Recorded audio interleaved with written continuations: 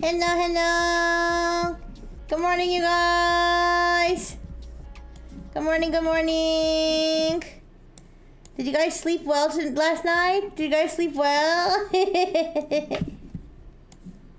Sleeping must be nice. No, it's I imposed this 100% on myself. Hello. Oh wait, this is the wrong slide. Sorry. This is the first sign of my sleep deprivation. I was started on the wrong slide. All right, let me mute my notifications because they be buzzing. Okay, there we go. Yes, you guys, I haven't slept since Pokemon TCG Pocket Ranked started at 2 a.m. yesterday. And oh, we have to time things out. We have to time things out today. Yeah, it's okay. I imposed it completely on myself. Completely on myself. Nobody forced me to stay up. Nobody except myself. I have no complaints. I'm just vibing. You woke up at 1:30 a.m. to supervise a firewall upgrade? Aww. Well, I hope that you get some rest then. Because, you know, it's no one wants to wake up at 1:30 a.m. to do work. Yeah, but to play Pokemon TCG Pocket, I ranked up to Ultra 4. Alright, Rampardos, and what's his name? This guy saved my life. I can't remember his name. Silvally, whatever the fuck his name is. He's unstoppable. Anyways, yes, but I'm on a tight time frame. I need to end the stream at like exactly 1 p.m. or like shortly before 1 p.m. because I have to go to the mechanic, you guys. I can't even sleep after the stream. I have to go to the mechanic. I have an appointment. So, but don't worry. Don't worry. I have a decent amount of stories, but I don't really have any demos. So hopefully we can time things out to go well. But yes, my disclaimer, I'm not an expert. I'm not an expert at anything. I'm not, let alone technology, IT, and cybersecurity. I'm not an expert in nothing except maybe playing Pokemon TCG Pocket all night long. I like to read about and discuss tech topics for fun, and the stream is not intended to cover the most important tech topics, just what I find interesting. Yeah, because there's always important stuff going on, but I only care about the stuff I care about. Like, for example, today's first story is something that's very near and dear to my heart. Sneaky Sasquatch! You guys, I don't know how many of you even remember me ever talking about Sneaky Sasquatch. I've probably talked about Sneaky Sasquatch like 2 or 3 times, but Sneaky Sasquatch is my favorite Apple Arcade game ever. It is so fun. I like 100%ed it until they updated it, and I haven't played it I haven't played the last updates. I haven't played it in a while, but I used to play it like I used to play Sneaky Sasquatch like I played Pokemon TCG Pocket. I'd play all day, all night. I love Sneaky Sasquatch. So, what happened with Sneaky Sasquatch is that the game studio, RAC7, was acquired by Apple. And Apple has never bought a gaming company before. This is the first time that Apple has ever bought a gaming company. And the studio that made Sneaky Sasquatch is literally just 2 people. Okay, I don't know if it's like 2 dudes or 2 chicks or a chick and a dude, I don't know. But it's 2 people that made Sneaky Sasquatch, and I love them because I love Sneaky Sasquatch. If you don't know what the game Sneaky Sasquatch is about, maybe I should play it on stream sometime. The thing is, if I'm gonna play it on stream, I either need to play it on my phone. Well, no, I can't play it on my phone because it's my Apple Arcade account would be tied to the Brightful family. So I'd have to get, if I was gonna play it on stream, I would have to get a separate Apple device with a separate login and everything. And I'd have to pay for a separate subscription. So yeah, that's kind of rough, but it's basically you're a Sasquatch and you're very hungry and you go around stealing food from people, and you also disguise yourself as a human and you get a job. And you wear human clothes. And then you go to the beach and you have a surfing race, and it's really fun, okay? And you can go skiing. You go skiing, and there's a museum. Guys, it's so fun. It's so cute. It's so fun. It's so goofy. But anyways, enough about that. As far as why they acquired it, it's not clear whether they're going to make this huge foray into gaming or anything.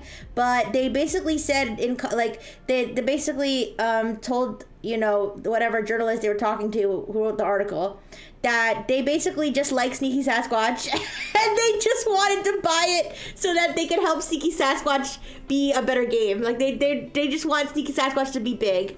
And honestly, I respect that. Yeah. So, big news for Sneaky Sasquatch enjoyers, okay? Speaking of Apple, this is a quick snippet. Apparently, Apple may replace the Game Center with a new gaming hub app or whatever.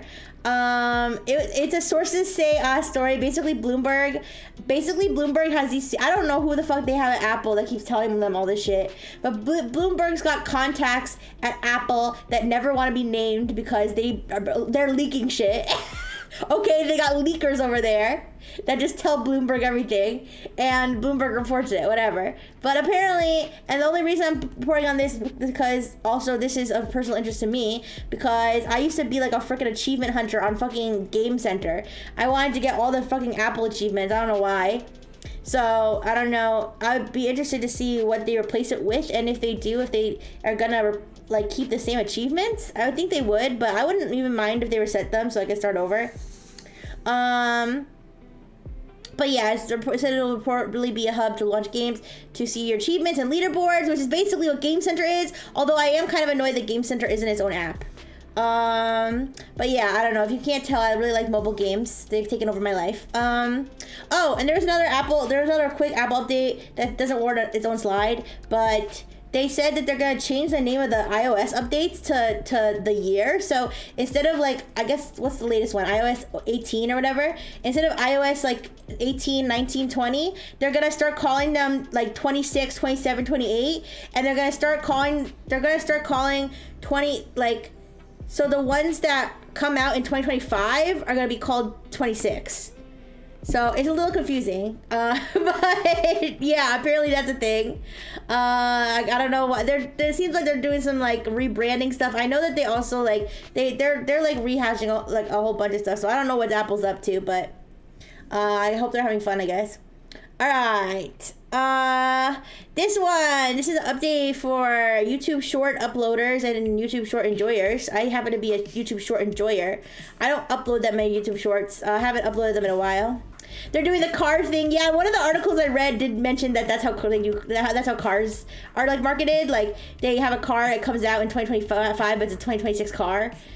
No, it comes out in 2025, but it's called the 2026. Yeah, I don't know. But yeah, so YouTube said, or Google said that they're gonna be beta testing using Google Lens with YouTube Shorts. So if you don't know what Google Lens is, I use Google Lens. There used to be something that would be like search this image or whatever, and it would be like a reverse image search on Google. Now it's called Google Lens. So it's like more advanced, I guess, but it's basically the same thing where like it goes and it searches the internet for the same picture. So like, for example, if you like see a meme or something and you can't find the origin of the meme, you reverse image like the meme, or you Google Lens the meme, and then like you can find it. You find it online. Hi Corrupted Polar. Hi. By the way, hi everybody. Hi Corrupted Polar. Hi Obotherius. Hi Yosame. Hi Rihanna. Hi Beaker. Hi Jay. Yeah, sorry I didn't greet you guys. Like I said, I have not slept for a long time, but I feel like I have a lot of energy. Hi, Sopatch Adams. Hi. Yeah. So yeah, Google Lens. So now what they're saying they're gonna do, and the article that I read pointed out that there's no other short video platform that does something like this, which basically you're gonna be able to pause a YouTube short, and you're gonna be able to highlight something that you want to search, something you want to Google Lens. Now, of course, the thing, it's not like this is crazy, because like if you really wanted to see something, you could always screenshot it and then Google Lens the screenshot. So it's not like this is like adding some new crazy thing. It's just making it more convenient. It's just making it more convenient to do that if you want to. And so basically you could search like the example they gave specifically was about like location. Like if you see like a landmark or something, you want to Google the landmark to see like what the location is if you want to travel there. I know Google Lens, you can also like find products with Google Lens. Like if someone's wearing like a necklace or something, you can like Google Lens the necklace to see what necklace they're wearing, stuff like that. So yeah, this just makes it more convenient to do it in YouTube Shorts. But this is a good thing for content creators to remember to be very careful what you post, because people could be Google Lensing your shit. And now it makes it even easier for them to do it. Yeah. I mean, I'm sure there's completely normal functions for this, but I was definitely thinking like, oh geez, people got to be careful what they post, because they could, post a video of them. I know VTubers not so much, but other content creators, like they could be walking in their town and there's like a storefront in the back, and then somebody could fucking find it. So yeah, be careful what you post, you guys. Okay, Hugging Face released. So if you don't know what Hugging Face is like an open source AI platform, like a platform where people post like open source AI content. But they actually they are releasing these open source robotics, basically robot assembly kits or what have you. I don't think kit's the right word, but like they're open sourcing like basically how to build a robot, like these two robots here.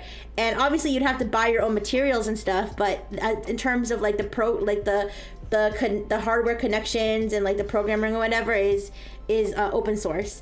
And it is a very twitchy, wide-eyed robot. I'm gonna let you watch this video, and you tell me whether you think he feels pain, and also whether you would fuck him for $3,000.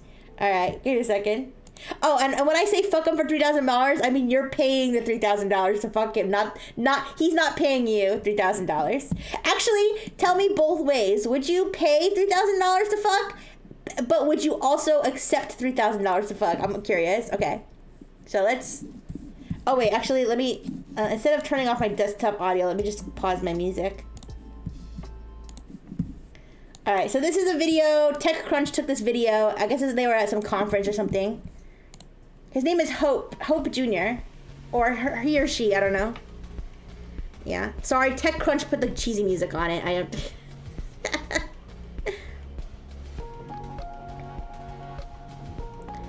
Why is he twitching like that? I know, sorry, I know the music's kind of loud. And look, he doesn't even blink, and so obviously it's being controlled by that person in the back. It's not autonomous, it's being, controlled by the person in the back. But yeah, so that's the, well, okay, can we point out, I don't know, I don't know if he was twitching because like, the sensors are so sensitive or something, like the sensors are so sensitive that like if the guy who's controlling it has a little shaky hand, like sometimes your hand just be shaky, Like if the guy who's controlling it had too much caffeine, like then the robot is like so sensitive that like it looks more like, you know, exaggerated.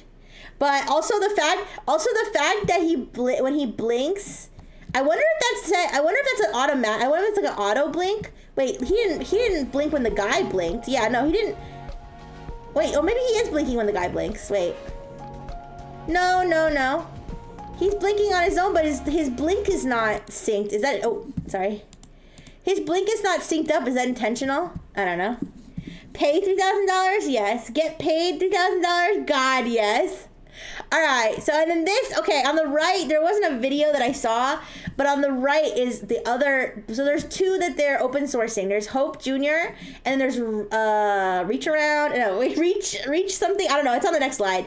But this one, I believe it like kind of swivels. I think these are cameras, I think, and it just kind of like swivels and like, you know, it doesn't do that much, but it's like a robot, you know? All right, so let's go to the next slide. So yeah, Hope Jr. is the one that you guys just saw. Let me put my music back on. The one that was all twitchy and shit. And it said that he has 66 actuated degrees of freedom. So that's like 66 sort of like independent moving parts, I suppose. Why is his face like that?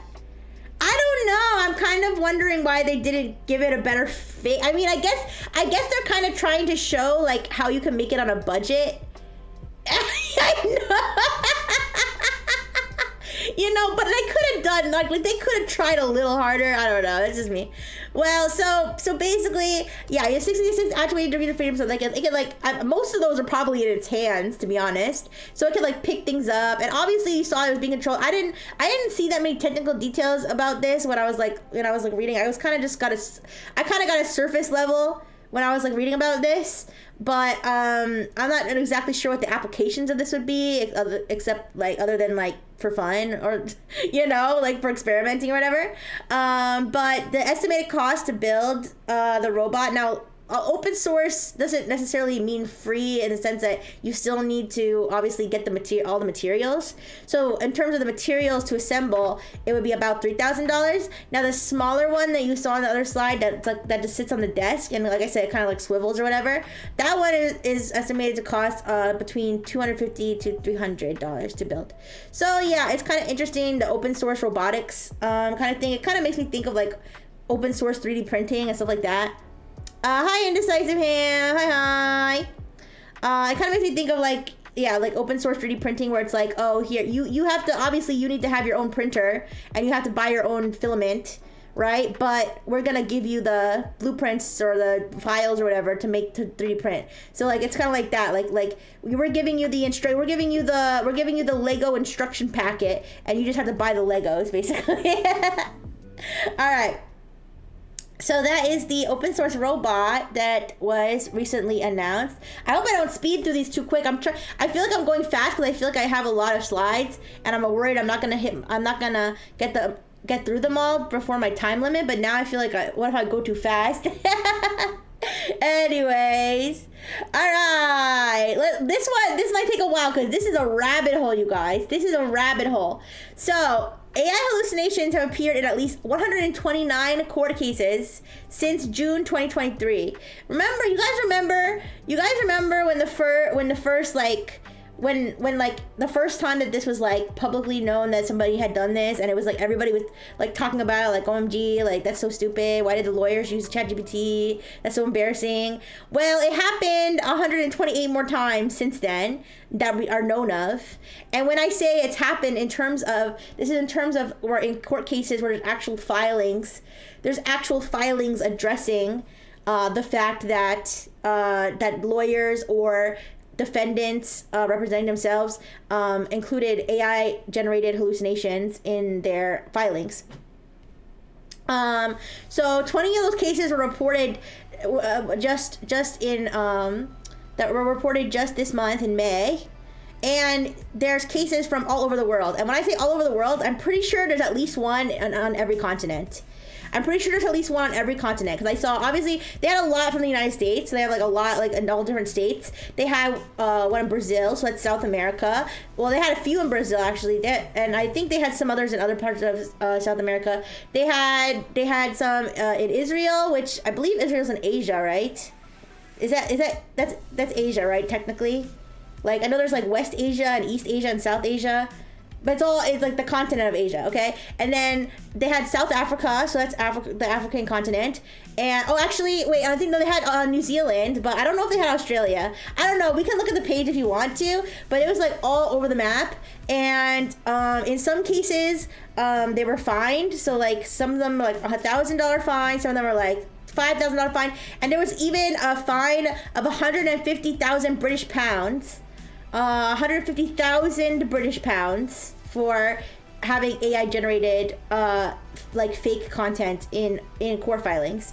And basically, if you want to know what I mean by AI generated fake content, it's basically like they say, like, according to the case of Brightful Technologies versus Dr. Fish Incorporated, like, and that case like doesn't exist. Like the case just doesn't exist, or the case exists but the quotes are completely made up, and that's because the AI is hallucinating her, right? Now I did look through some of the cases. I didn't really have time to like look through like all of them, but I looked at a whole bunch of them, and one of the interesting ones is that one of the cases was actually Anthropic. So Anthropic is being sued by Concord Music Group for copyright stuff, and in one of Anthropic's court filings, there was a citation that was hallucinated by Claude, and Anthropic admitted that they used Claude to edit like their filings or whatever. And now, to be fair, it wasn't like super egregious. I think it's pretty egregious anyway, but I mean, I guess not so much, because I guess at the end of the day that could have also been a human error. Like, just because the AI did it doesn't make it necessarily more egregious. But it wasn't as bad as it seemed at first, because the article that they were citing existed, because in a lot of these cases the sources that they're citing and stuff don't even exist, right? But in this case, the source existed, but the citation was just incorrect. So the citation was supposed to be for something else, and then the Claude, the chatbot Claude, like made up a new title and added like fake authors, but it's the same. It was still a real source. Intentionally submitting false evidence at trial is a severe felony. Unless you say an AI did it, then it's only a fine, that's a good point. There probably are. I would bet you. Well, here's the thing. It wasn't. I don't know if you call it evidence, because it wasn't in these cases. It's not evidence that's AI generated. It's actually like case law. So like pretty much all of the cases that I looked at least, like when I was like kind of going through these. I didn't go through all of them, you guys. I didn't go through all of them, but I went through like a bunch of them. Like actually looked at the papers, because I thought it was really interesting. And it was pretty much all of them involved like fake court case citations. So that's not technically evidence, but it's case law for like the judge to consider. And so they'll say, like, in the case of Brown versus Brown, the judge decided that if your wife gets fat, that you're allowed to spank her or something. I don't know. I don't know, something stupid, right? So like that's something that a judge would take into consideration if it was real, but if it's fake, if it's hallucinated, then obviously they shouldn't consider it because it's hallucinated. So and yeah, I mean, there's guys, this is a whole rabbit hole. Like, I swear I could have a whole freaking stream. I swear I could probably have a whole stream just going through this freaking. Here, I'll show you the website. So it's this guy, Damien Charlatan is his name, actually. Oh wait, I don't have the I have the page. I think I didn't. I purposely didn't put it there because I didn't want to go down the rabbit hole because I'm on limited time. But I'll show you the page anyway. Just don't let me go too far down the rabbit hole. Yeah, here. There's some interesting cases though. There's really some interesting cases. So this is Damien Charlatan is the one who put this together. He's kind of tracking them. Yeah, I don't know if I'm pronouncing it wrong. Charlatan. Yeah. U.S. use case law. It's so you buy if it's fake. Yeah. Luckily, it seems like these judges are pretty sharp and they, you know, they're able to suss out when things are fake. Like the judges obviously like don't just take the person's word for it. Like they look into the cases. They look into the cases themselves. Like read the case law themselves. So yeah, this is the page. This is like the page, and then so here they have kind of a table here. You can even download it as a spreadsheet. And it has the case with a link to the material you can read. It has the jurisdiction, the date. Now the date, I don't know if the date always lines up with the filing or if it's just the date that it was added to this sheet. But so it says like the party who used it, lawyer, pro se, expert, lawyer, counsel. So like it just you know, it's different people who are filing. They say which AI tool was used in you know, in cases where they know what was used.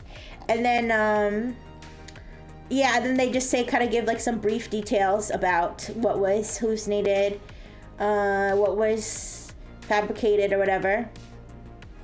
I'm kind of interested in this one. Use of AI to generate verbose, repetitive documents. AI generated false, non-existent legal citations. I feel like the reason this this fine was so high was that almost makes it sound like it was intentional, but I didn't know. I didn't read this case. Use of AI to generate verbose, repetitive documents. I don't know. That's like I don't know if they were trying to like flood the opposing party with paperwork or something. Another bookmark in my tech chat folder. Really? Yeah. It's actually an interesting rabbit hole to go down. It's an interesting when you actually like click these cases. Now some of them it's kind of like gets repetitive because it's just like you know we determined that these citations were false, and when confronted they admitted that they used ChatGPT, and according to you know section 7.9434 of the Ohio State Book, it says you can't do that. It says you can't do that, and now we're gonna take your money, right? So yeah, but some of them are interesting because some of them like have details about like the actual case. There was actually, you know, there was one in Trinidad and Tobago. I don't know if I'm pronouncing that right. Your Honor, it was real to me in a dream. Hi, Spurka. There was one in Trinidad and Tobago where it had like the whole case, and I was actually like getting into the case because it was like some case where like some chick, her employer paid for her schooling, and then she resigned, and the school was trying to say that she basically like scammed them out of their money because she was supposed to work for them after they paid for her schooling. But then she said that her boss like physically attacked her and was like threatening and stalking her and all this stuff. And I was like, damn, what is this? I don't know what this has to do with the AI, but I'm kind of invested in this.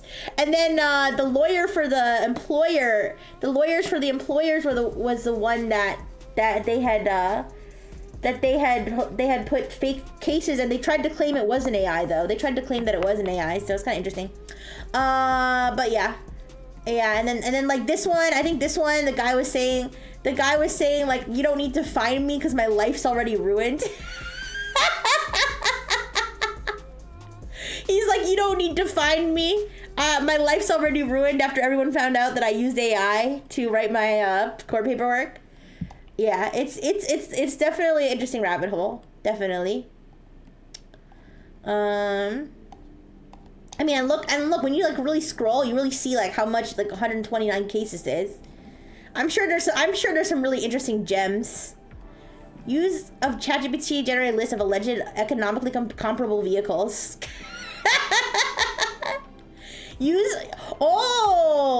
Wait a second. This is remember when you said evidence? Remember when you said fake evidence unless it's AI generated? This one looks like it actually is talking about evidence. Use of ChatGPT outputs as evidence without clarity about prompts or verification. No fake cases cited, but reliance on unverifiable AI outputs for evaluation arguments. I kind of want to like I said, I'm gonna go go too far down the rabbit hole. All right. But yeah, so if you want to look for it yourself, this is the website. It's Damien with an E, Damien Charlotin, CHARLOTIN.com/hallucinations. Yeah. All right, but anyways,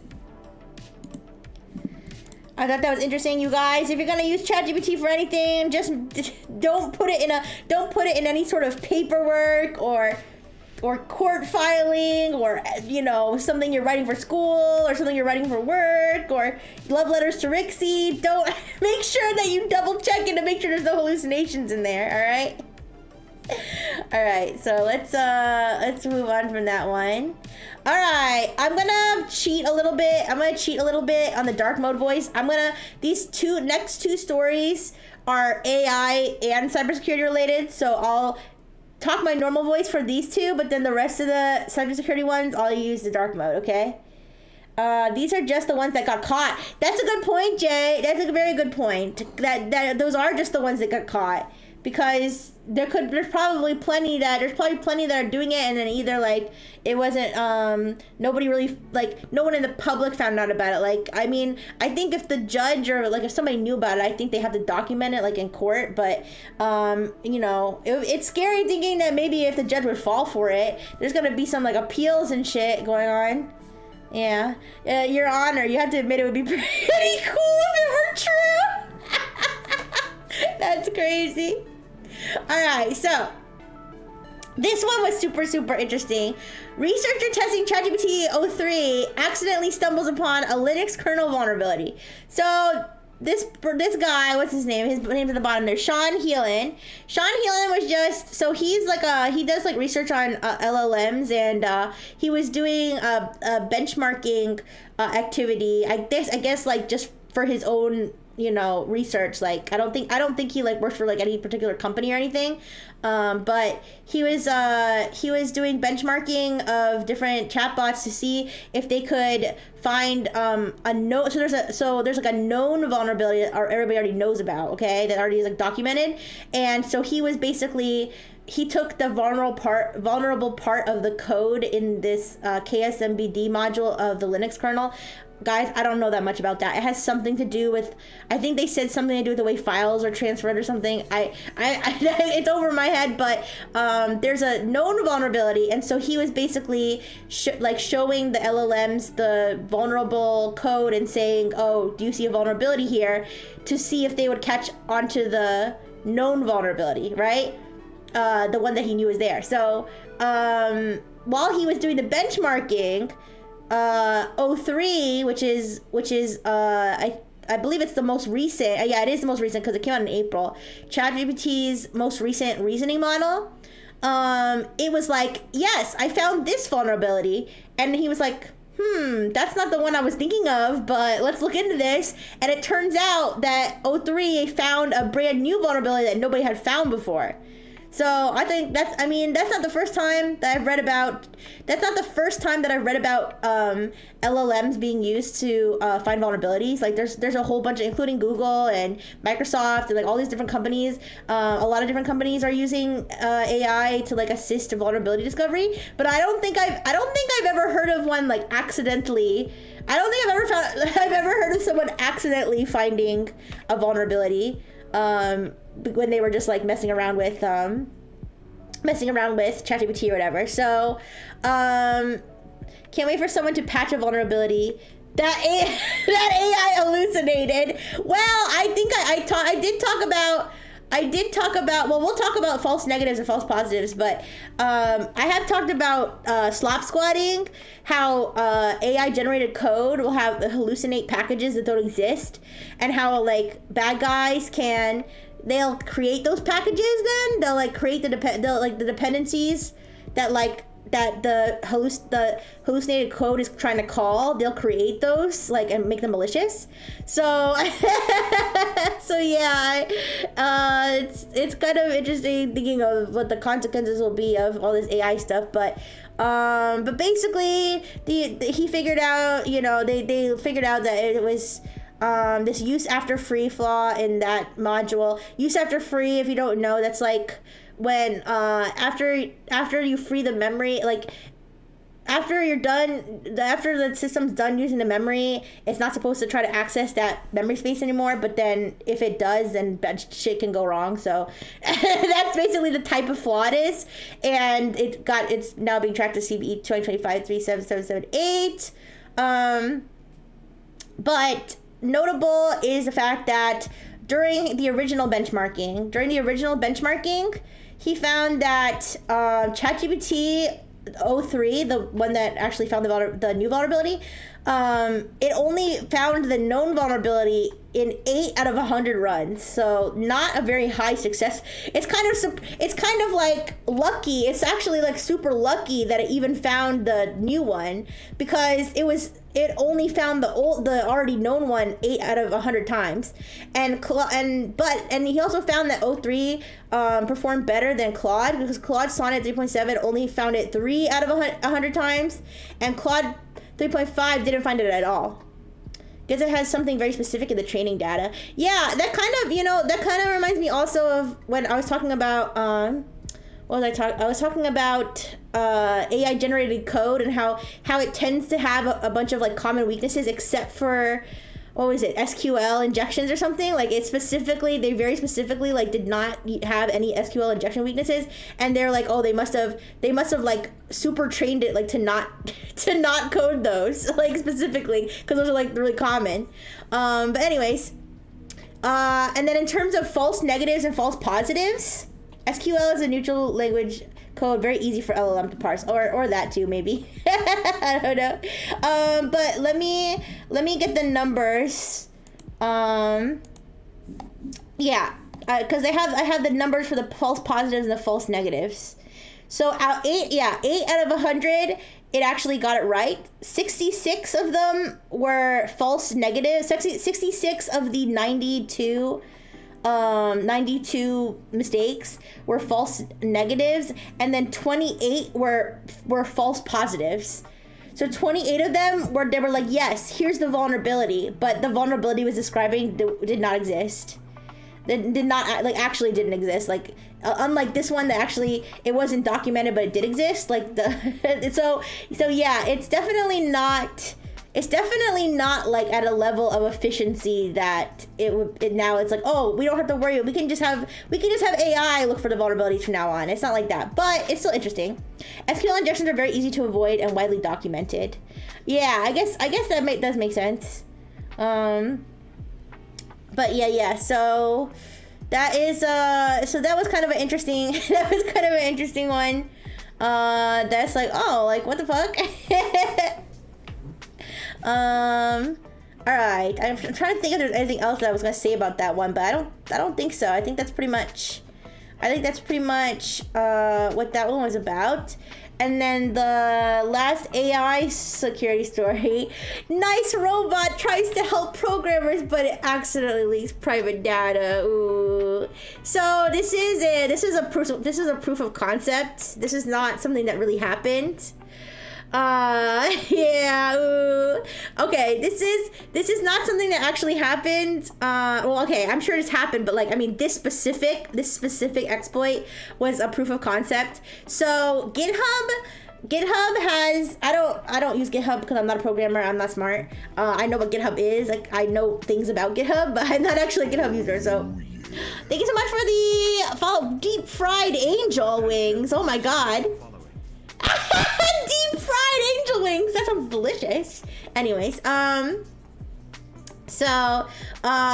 basically, so GitHub has this integration thing called Model Context Protocol, MCP, and the Model Context Protocol server is a system that, or a platform, or whatever you have it, like that allows GitHub users to automate their GitHub workflow, their GitHub tasks and stuff using LLMs. It's not something that's like on by default, or that GitHub's like, here's an AI that you can use to automate. Like, you have to like set it up yourself. Like, you have to already have like a LLM agent sort of like that you're going to integrate with this, but like the model context protocol server is just what facilitates it on GitHub's end.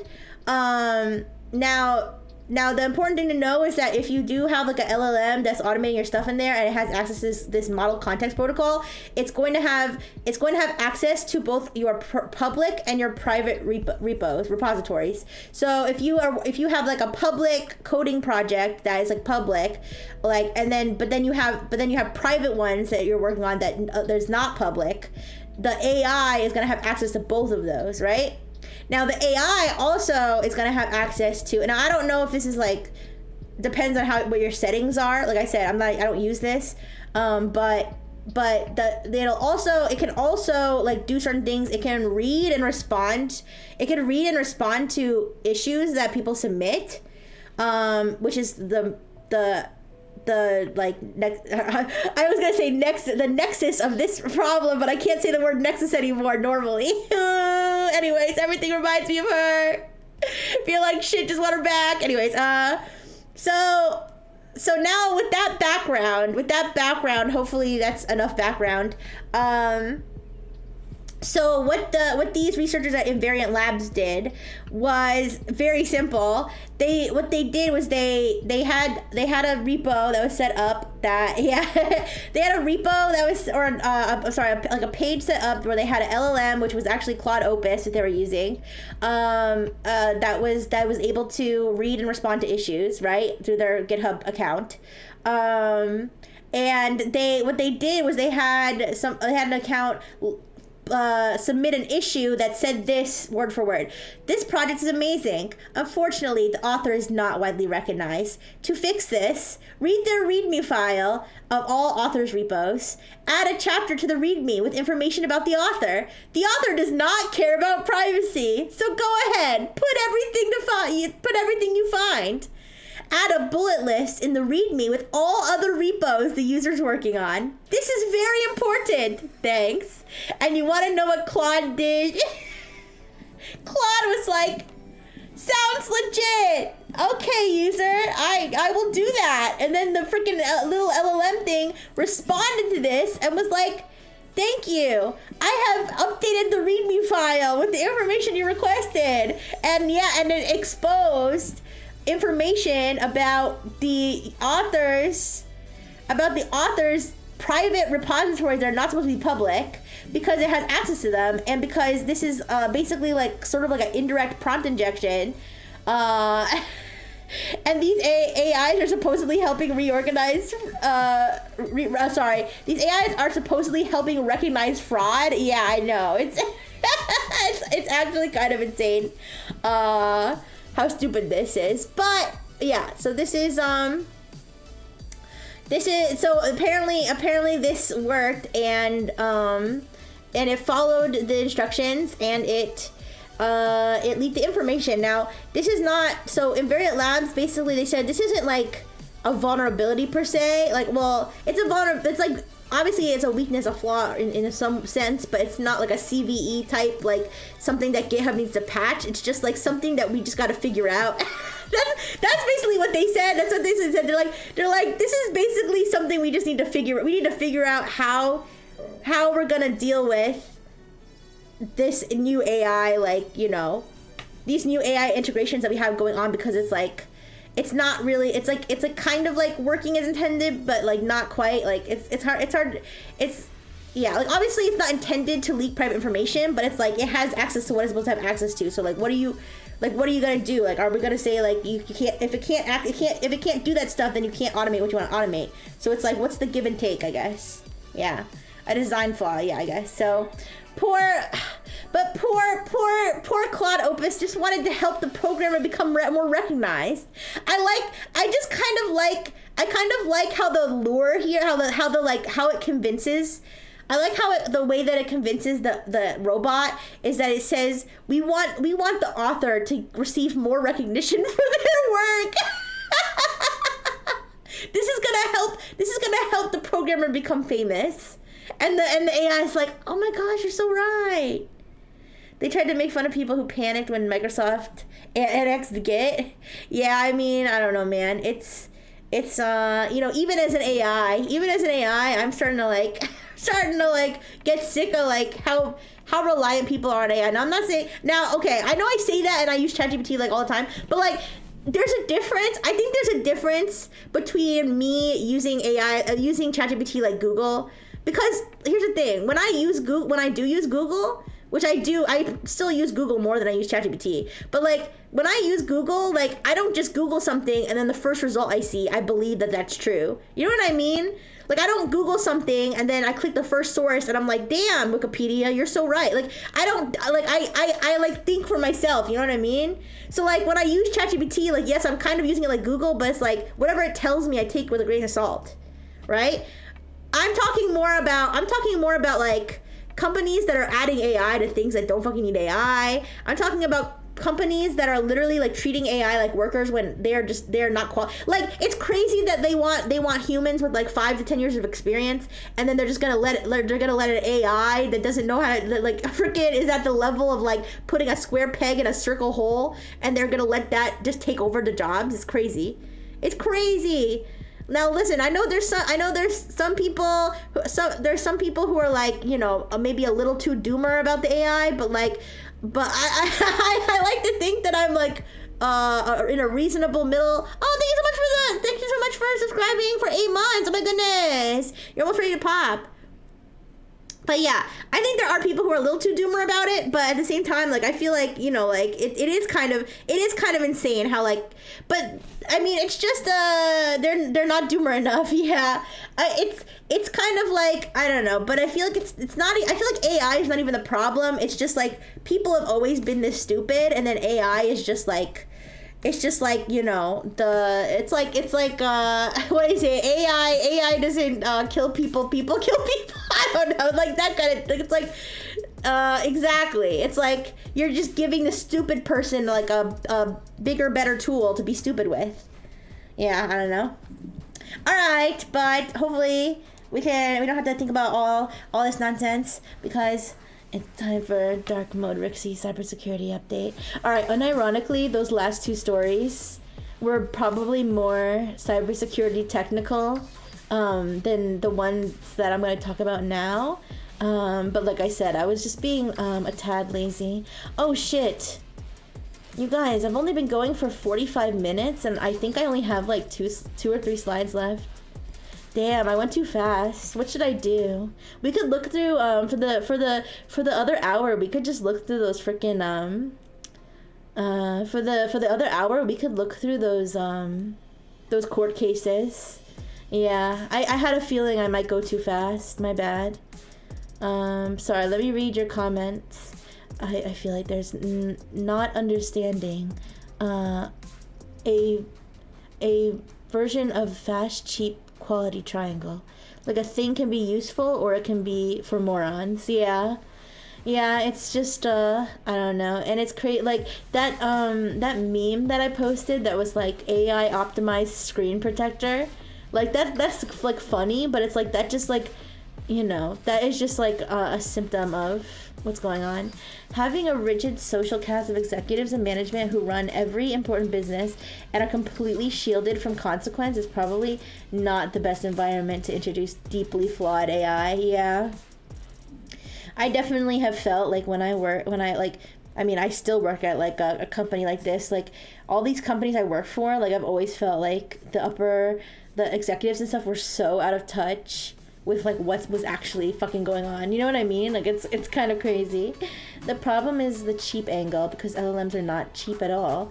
Uncountable amount of money were already dumped into AI training, and it's kind of useless and unprofitable. Yeah, I mean, I guess the perspective of these companies is using ChatGPT at like the $15 a month tier and having a handful of employees share an account is cheaper than paying a couple people's salaries. AI is still a baby. You can't trust it with big things. I agree. I'm still baby. Yeah, I'm just still baby. Yeah. All right, but if we want to talk about how stupid people are without the AI part, Although I'm sure this involved AI in some ways. In fact, I think the article I read did mention how they're using the AI. But I read this fascinating article. I don't know what kind of reputation Wall Street Journal has. I don't know if people like it or don't like it. Please don't judge me for the paper that wrote the article. I'm just the messenger, and they're just the messenger in this case, because the article was about this lady. I'm not gonna put her name on here because whatever. I'm not trying to like come after anybody. I just thought this was super fascinating. She's already in fucking trouble though. But this woman, she's 50 years old, so she's not like a super young lady, but she's not like a super old lady either. Sorry, they can't see that you can severely underpay employees until they kick the bucket from burnout, but you can't underpay OpenAI for long. I see. It's only cheaper for the end company because the AI developer is running at a loss. When investor money dries up and they actually need to turn a profit, they will get burned hard.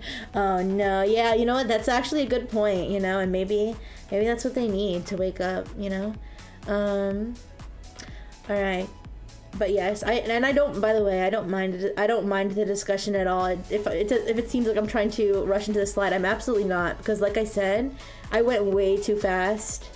So I'm perfectly fine. I am perfectly fine with conversing as long as you want. I just kind of wish I didn't switch into the deep mode. But anyways, oh shit, Minnesota. Wait, what happened to Minnesota?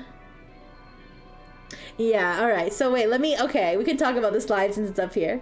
So this woman, she's like I said, I'm not gonna say her name or anything. You can probably look up the article and find it, and you know, see her TikToks, whatever. Oh, that's where she was. That's what I was wondering, if that's what you were mentioning. So like I said, she was 50 years old, or I guess she's 50 now. She has 100,000 followers on TikTok. I mean, I don't know if 100,000 followers is a lot on TikTok. I don't have 100,000 followers anywhere, so you know, you know, it would be nice. But so in some way or another, she was an influencer, and she the vibe. Oh, sorry, I put tweeted. I should have put like posted. We change that. Tweeted is not the word I meant. Posted. There we go. But anyways, she the vibe I got from watching the TikToks that were included in the article. Hi, Dono Thing. How you doing? I hope you're doing well. I'm talking about this Roxy. She's only 49. Is she really? I don't know. In the article it said 50. Whatever.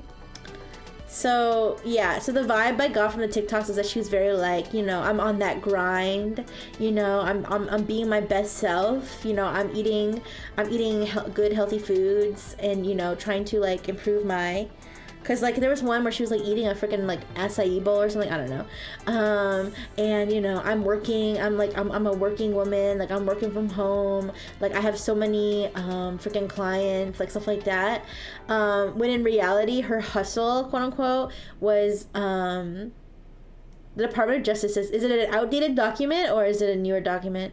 Maybe her birthday was yesterday. Did you think about that? I don't know. I'm just joking. Oh, I'm so glad, Dono Thing. Well, I'll be with you for at least the next hour, so, you know. Bro looks like someone cropped this at him. He's saluting solemnly for the American woman.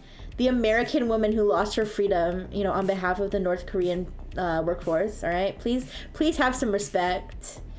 Arizona, not Minnesota? I don't know. Either way, so her hustle, like I said, she said she was hustling, right? I mean, I guess in a way she was. But her hustle was facilitating North Korean IT workers. Now, if you don't know about the whole North Korean IT worker thing, I can briefly explain it. I've talked about it a few times. Maybe she's from one of those cultures where you're born 1 year old. I don't think so. I think she was just a white lady from Minnesota.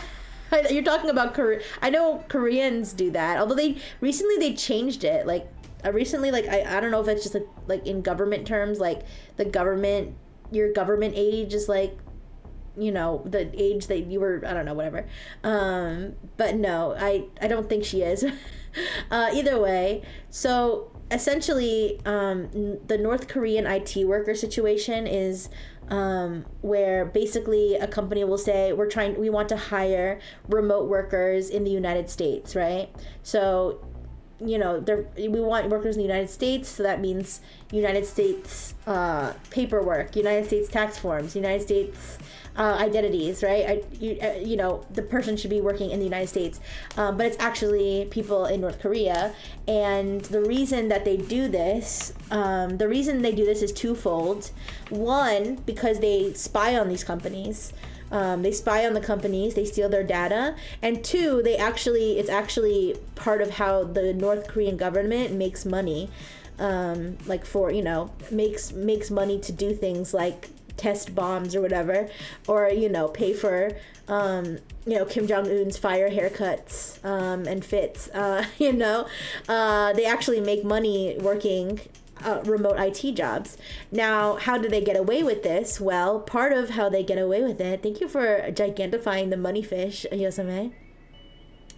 Part of how they get away with this is that they either trick or recruit.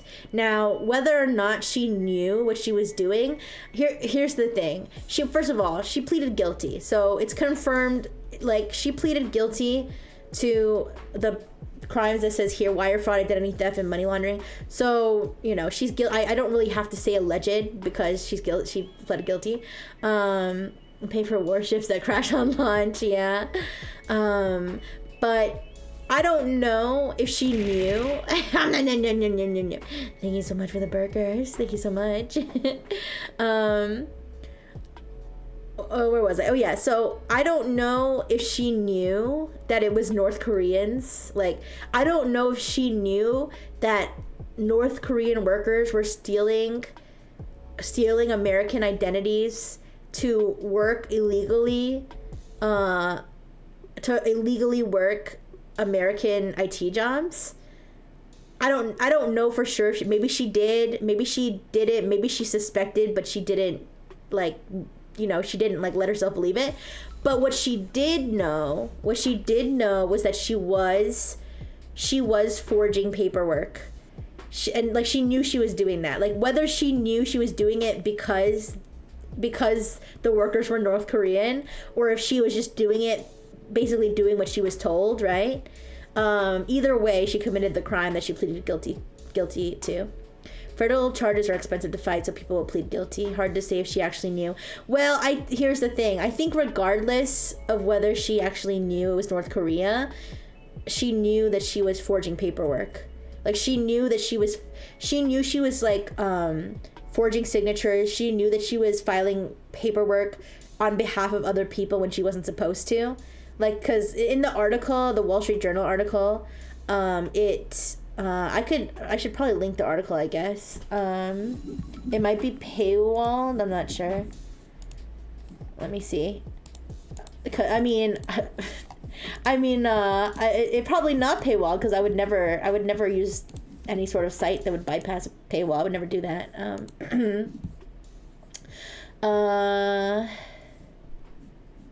Let me see. Do I have I must have. Yeah, here it is. Actually, I don't think it was paywalled, but I don't read the Wall Street Journal regularly, so if you do, it might be paywalled for a certain amount of articles. All right, for some reason it's loading on my end, but I'm not subscribed.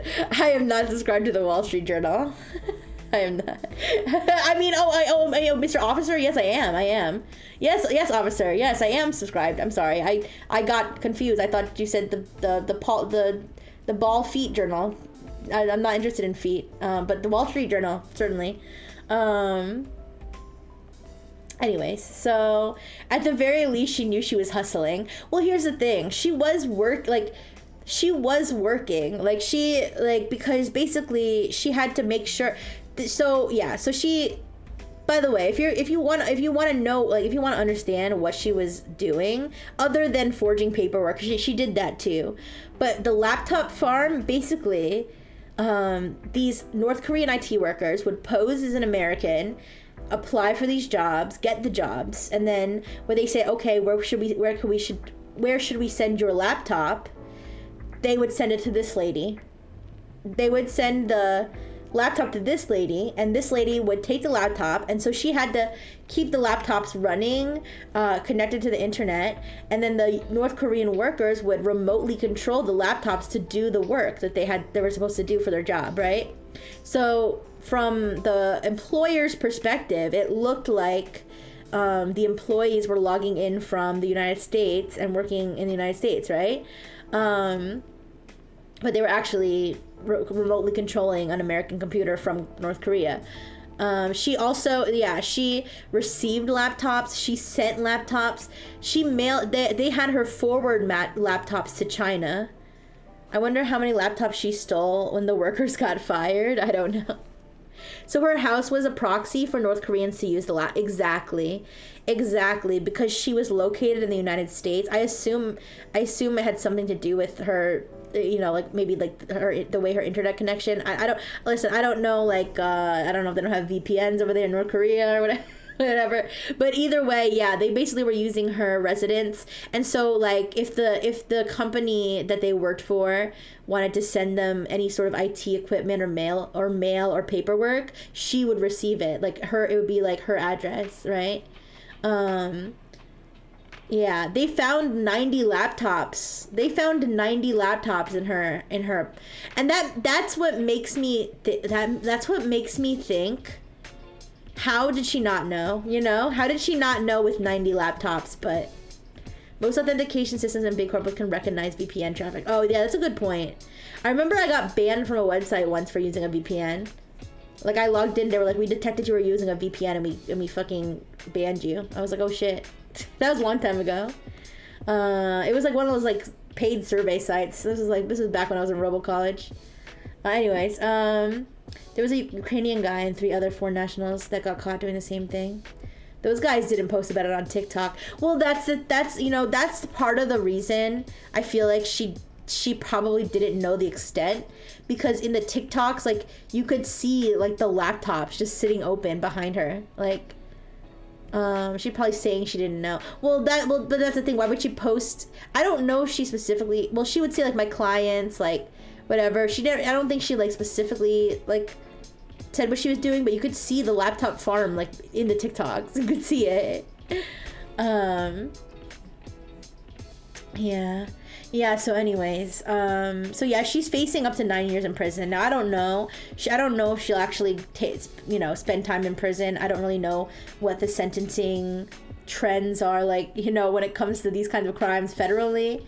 But that's that would be the maximum that she would get, and she's supposed to be sentenced like next month. What do you guys think? Should they lock her up and throw away the key, or do you think that she learned her lesson? I'm not sure.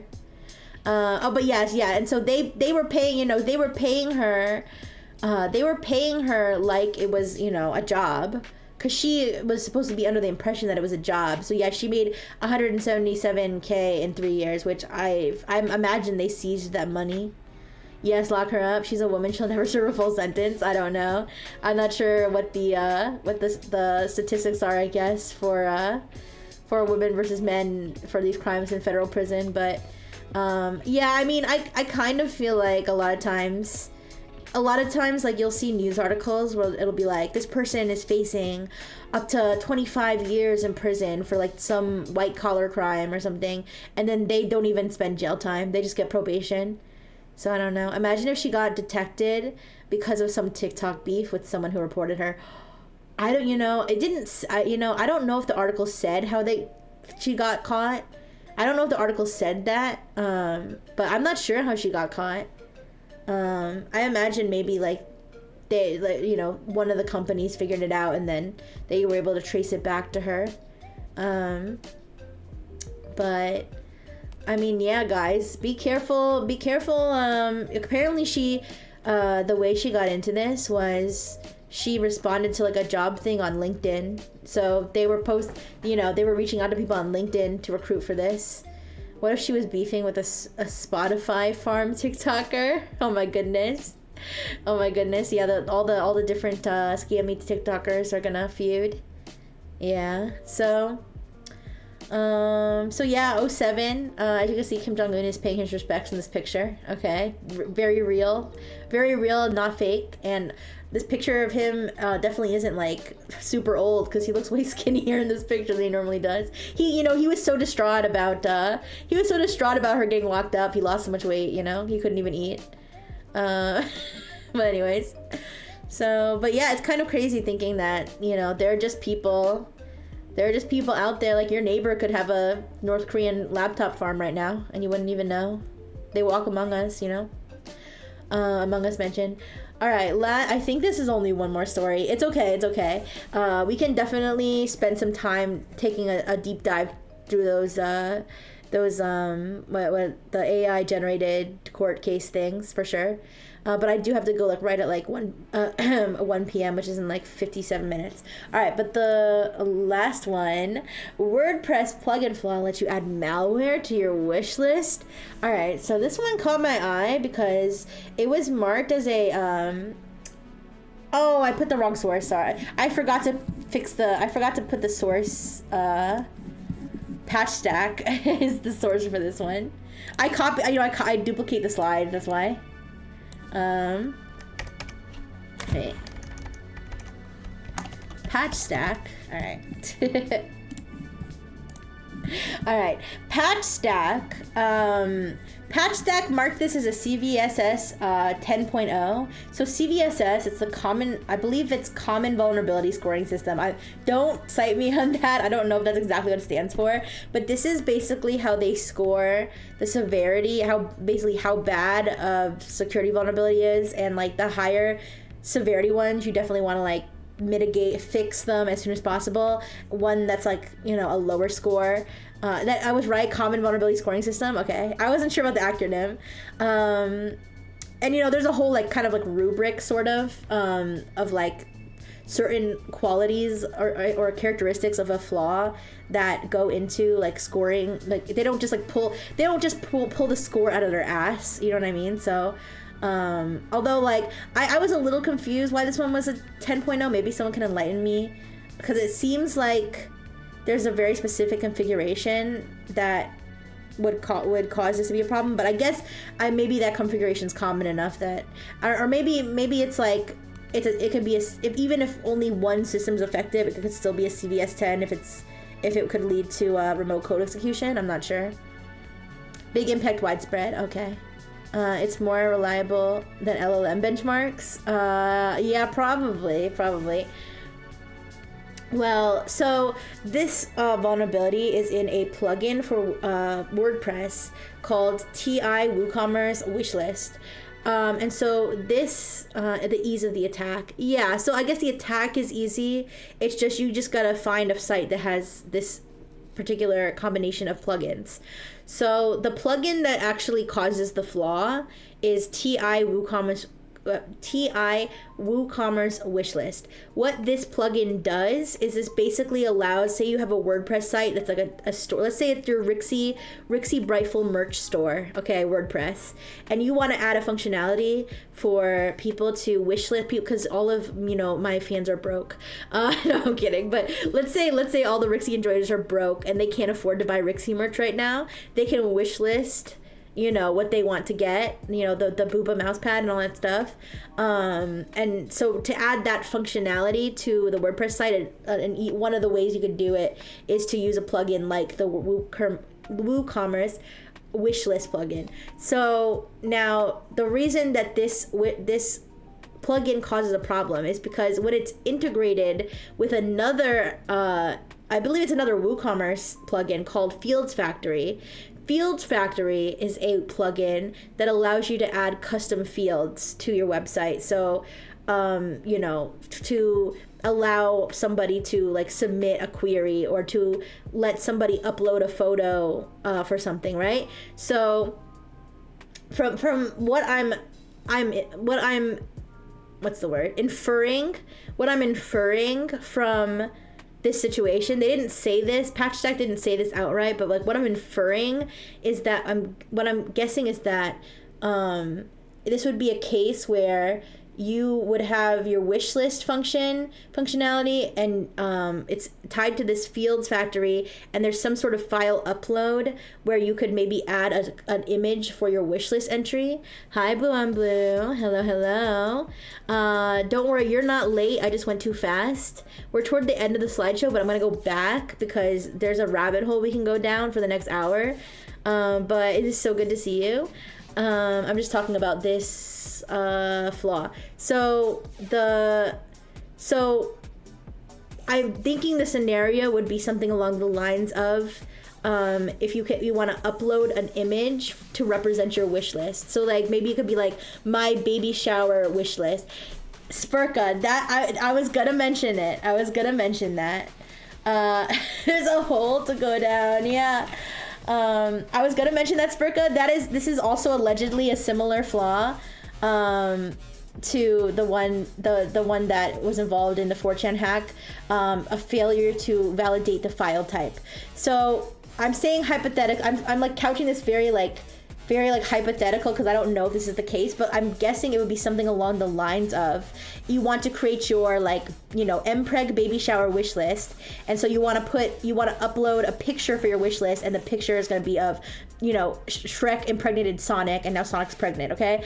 And so you want to upload that picture, right, to your wish list, and that's going to be like the cover of your wish list.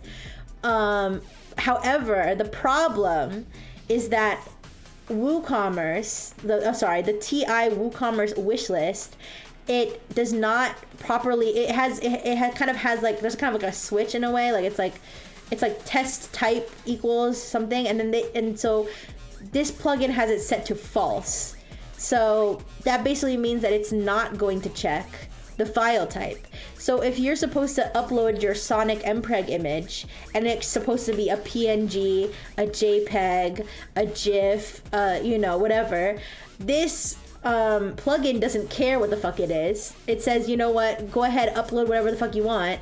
And so basically somebody could upload a PHP script that could be, executed to achieve remote code execution, which is why without authentication, the fact that it's a 10, it makes me think that this is something that would be like super, super easy to access. So it would be sort of like a user upload type situation. So imagine you could just upload, freaking an entire script to instead of, it's, I don't know, it's just interesting to think about uploading something you're not supposed to, like to, it kind of reminds me of when Analive, I don't know if I should say this, but it kind of reminds me of when Analive first came out. I did a little pen testing, I suppose you could call it, where I was seeing like, if I could upload a GIF as my profile picture, or if I could mess with the HTML like directly like through like the text fields that I could enter. So it's like something like that. This one is unauthenticated, so all they need to do is hit every WordPress site on the internet with the correct queries. Yeah, so it's important to know also, not only is this a maximum severity, but it also currently has no patch, and there's over 100,000 active installations. So basically PatchStack is advising everybody to just shut this shit down. If you have this plugin, specifically if you have, now, like I said, it is not going to work if you just have the TI WooCommerce wishlist plugin. If you just have that plugin and not the Fields Factory one, and it's not integrated, then you're good. But if you have them integrated, then that's when you can get this code execution. But they're like, if you have this plugin, like shut it down because it's not updated. The last update was I actually checked the page, and the last update was 6 months ago. Remember when Analive lets you use HTML in your name? I do, and I remember making my font size like 150 and going to Pion Felix's stream and saying hi, and then the hi like took up the whole screen, and then I was like, oh dear God, what have I done? I've gone too far. And he was like cracking up, and it was so cute. Anyways, so So yeah, so this is this is one of those things where you're just like, well, damn. I sure hope nobody, now that you have this information, I sure hope nobody goes and uploads PHP scripts to anybody's website. My message was too big. yeah, it was so big and thick. But anyways, but yeah, so that is the big old 10 out of 10 CVSS flaw. Love to see it or hate to see it, frankly. But yes, I'm going to come back to normal mode because we still have 45 minutes. Yes, I do have to leave. Unfortunately, I have to leave like sharply at 1 p.m. because I have a mechanic appointment. However, I went too fast. See, I was going kind of fast because I was worried I was gonna run out of time. But now that I've actually gone through all my slides, let's go backward. For anybody who missed it, not this one. For anybody who missed it, I was talking about this. Is your parts okay? Oh yeah, my parts are okay. It's a checkup. It's just a checkup. Yeah, it's just a checkup. No worries. Yeah. But anyways. Yeah, so I was talking about this where 129 court cases are confirmed to, or maybe not confirmed to, but have brought up the issue of possible, at the very least alleged, at the very least alleged AI hallucinations in court cases. We talked about it, but I was talking about how the website that tracks this. So there's a nifty website. Okay, where did I don't know why I got rid of the tab. There's this nifty website that tracks all of these cases and gives you a lot of good information here. So since we have extra time, maybe we can go down this rabbit hole a little bit. I'm curious to see the one that it kind of sounded like they or did it on purpose, and then the one that they were trying to use it as so most of these involve made up case law. So basically they'll say, oh, in the case of Brightful versus Brightful, they said that even though a robot doesn't have human rights, that Rixie's still allowed to dye her hair any color she wants, and parental units can't parental units can't stop her. Okay, that would be an AI generated case that never happened. Okay, and so the AI hallucinated it. Now there was at least one case I saw when I was scrolling this. There was at least one case where they actually tried to use the AI generated content they tried to use it as evidence, which is crazy. Shout out to all the nifty websites. Yeah, I like nifty websites. Hi, Bob. But anyways, but yeah, I looked at some of these already. Like, I kind of looked at this one. This is the one where the guy was whining, where he said, like, my life is already over. Yeah. Alright, hopefully this, if I open a PDF, that's not gonna, like, pull up any weird shit. Okay, I think I'm good. Alright, I should probably close the screen and then, like, open it again just to make sure, but, this is the one where the guy was like, my life's already over, you don't have to find me, and they were like, nah, we do, though. Wonder if it's just a paralegal screwing up. Well, there's a lot, where they were like, oh, sorry, our very inexperienced and underpaid, and honestly, we don't even know her assistant is the one who did this. You know, it's kind of like when they, like, blame the intern, you kind of wonder.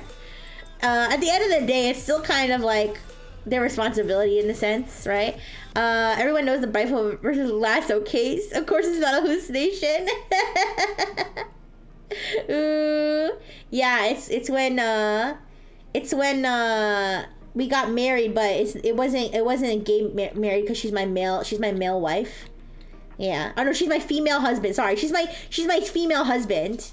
So, you know, it doesn't have to be a civil union. Well, I mean, I guess in the United States we can get married, but either way. I read an article where a dude had an AI chick give his closing argument and the judge verbally walked up and slapped him. Yeah, I talked about the AI dead guy last week or a couple weeks ago. I did not know about the AI closing argument. I did not know that one, or the slap. Was it caught on video? Oh yeah, but this one, sorry, this one, Mr. Ramirez argues, I guess Mr. Ramirez is the lawyer that did this, argues that any sanctions are moot because he has suffered significant and irreversible harm to his professional reputation. He really was like, I've been punished enough. You can't hurt me. You can't hurt me. I've already been hurt. And they were like, that's not how it works, buddy. Alright, so that's that one. No, oh wait, I wanted to show, there was one, the one in Trinidad. The one in Trinidad where the lady's boss was like beating her up or something. This one. This one, okay, so I was like, so these cases, some of them, so here's the thing, some of them, yeah, some of them, like this one, this filing, whatever this document is just pertaining to the issue of punishing this guy for using AI, right? This one, the one from Trinidad, is actually the whole case. Like, this is actually like the whole like summary of the case, and then the AI part's like incidental. But I was getting into this whole story. I was like, wait, what happened? Wait, where her boss did what? Yeah, so basically this lady, this has nothing to do with, this part doesn't even have anything to do with tech, you guys. I'm just interesting. I'm just interested, curious about this whole case. We really need to have AI nowhere near the court. Yeah, I agree. All right, so basically, I'm not gonna name names. I mean, the names are here, but whatever. Basically, this chick, her employer paid for her schooling, they actually paid for her to like do some kind of gynecology stuff, so that's cool. But she resigned from the job shortly after they paid for her school or whatever. And so they are claiming that she owes them the money back for school because she resigned. And she's saying, I don't have to because my boss tried to beat me up, and that's why I resigned. Yeah. It's fine as long as it's funny. Yeah, I mean, it's like sad. Like, obviously, if this girl's boss was trying to beat her up, that's like, you know, that's not good. I don't agree with that. But it's like, you know, it's kind of a crazy story. It's kind of like crazy what happened. I think in the end, they ended up paying her, I think. Anyways, no, but yeah, it has like the whole details.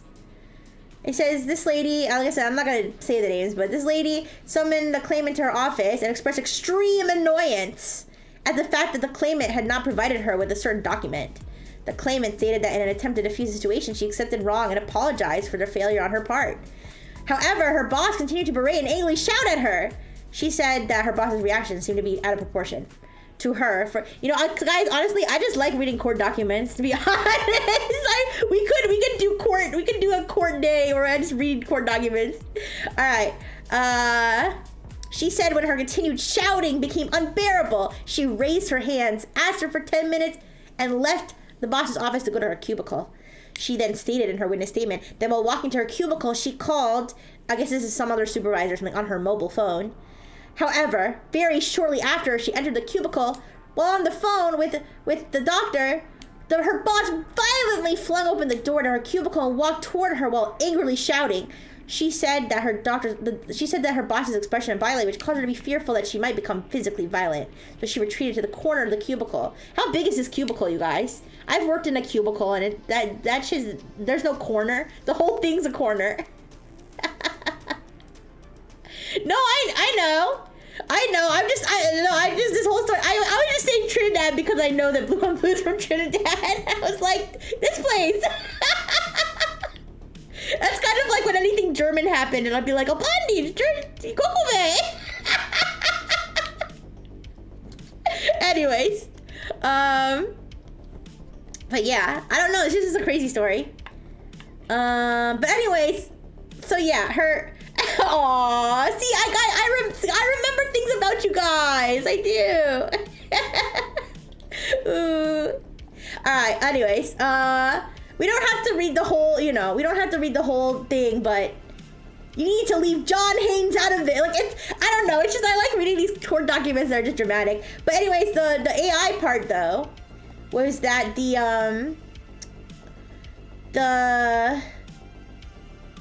wait, I forget. Who was the claimant? The claimant was the company, I think. No. Is the claimant the lady?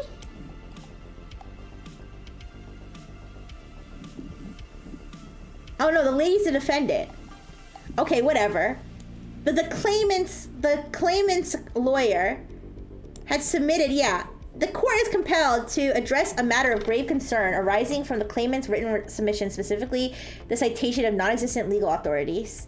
And then, so yeah, so these are the cases that were hallucinations. Claimant is the company, yeah, I think so.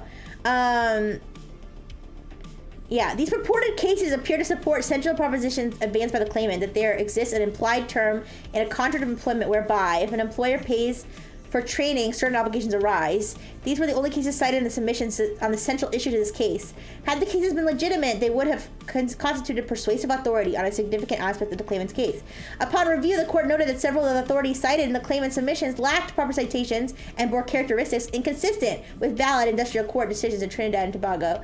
For example, they were styled blah, blah, blah, blah, blah. Okay, so then, they basically were like, so, okay, no, it got shady. It got shady, though. It got shady because they were like, so the judge was like, could you send us the actual, like, cases, because these seem kind of fake, to be honest. Like, pics or it didn't happen. And then the lawyer was like, these cases were found, this is word for word, these cases were found online and I copy and pasted the relevant information. However, the site no longer has them listed. I'm attaching a screenshot of the message that keeps coming up each time I type in the case. They appear to have been removed and are unpublished outside of the site. Therefore, I'm unable to provide a hard copy. In the circumstances, I will have no choice at this time but to leave it up to the honorable judge to decide the direction. And then, this explanation was wholly unsatisfactory. Source, yeah. No, I don't know. I just like the way that judges like write, or like just any like court, any like legal people, like the way that like the legalese, where they're like the way that they express like emotions, like through like court documents. They're like, this was wholly unsatisfactory. I'm sorry, unsatisfactory. Yeah, this is wholly unsatisfactory to the court. Legitimate court judgments do not simply disappear from online repositories without a trace. Moreover, the absence of these cases from any recognized legal database raises serious questions about their authenticity. I just love the way that they write this out. Yeah. The thing is, those are specific legal terms. Yeah, it's like, that's what I'm saying. Like, it's like, they translated it. It's literally like legalese, like the word legalese, like, is a good way to put it, because it's literally like a language. Yeah. Yeah, guys, I also, you know, before I became obsessed with, like, AI and cybersecurity, I was also, like, super obsessed with, like, true crime. I kind of still am a little bit, but, so, like, I used to, like, read a lot of court documents, watch, like, court TV all the time. You know, I was one of those true crime girlies, except maybe, like, hopefully a little bit less cringe. AI is kind of blown up down here. We're considering creating a ministry to guide implementation of it. I don't know what we're doing over here with AI. I think we're gonna let AI take over here. I think our next president might be a AI bot. I don't know. It might be me. Wholly unsatisfactory. I will slap your face with my shoe if you do it again. Oh, crime girlies are cute. Aww. Yeah, don't worry. I'm not the kind that wants to like suck off Jeffrey Dahmer or whatever. I'm not one of those types. Wholly unsatisfactory isn't just hyperbole, it's specific legal language. That's the thing, that's what makes it funny. It's like, it is specific legal language, but it also sounds like super dramatic. Alright, but anyways, so then they try to blame it on a junior research assistant. It's like a whole thing, but yeah, anyways, this case was just like, when I just like was skimming it and I just saw them talking about like how this lady's boss was finna attack her, like, I was like, damn. Alright, but let me look at, I wanted to look at the,